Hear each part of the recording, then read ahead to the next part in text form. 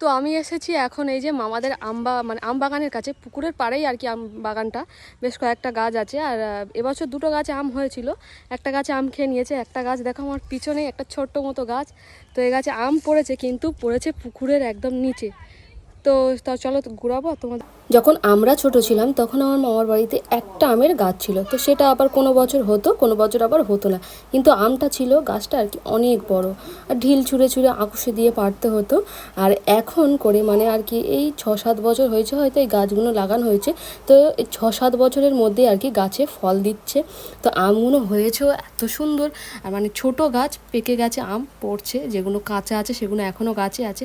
আর গাছটা পুকুরের পাড়ে, যার জন্য আমগুলো পুকুরের পাড়েই পড়ছে। তো আমি এদিকে আম কুড়াচ্ছি, আর আমার এত ভালো লাগে সত্যি এরকম আম পাড়তে, আর এরকম গাছ থেকে পাকা পাকা আম পেড়ে খেতে আমার যে কি ভালো লাগে।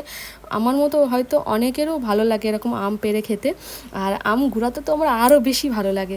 তো আমগুলো ওখানে দেখো 3টে আম গুড়িয়েছি, আমগুলো ওখানে রেখেছি। এদিকে পুকুরের জলের মধ্যে একটা আম পড়লো, কিন্তু খুঁজে পাচ্ছি না। যাই হোক, এই একটা আম পেড়ে নিয়েছি। আরও যদি আম আর কি পাকা পাকা মনে হয় তাহলে পারবো, যদি দেখি কাঁচা তাহলে আর পারবো না। আর খুব সুন্দর সেন্ট বেরোচ্ছিলো আমটাতে।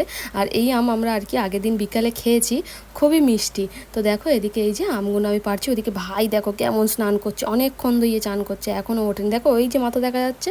যাই হোক, আমি উঠে এলাম। তো পুকুরের এইখানে এই পাড়ে বসলে আর কি তুমি বসে বসে আর কি আম পাড়তে পারবে। আমার এত ভালো লাগছিল না, মানে কি বলবো।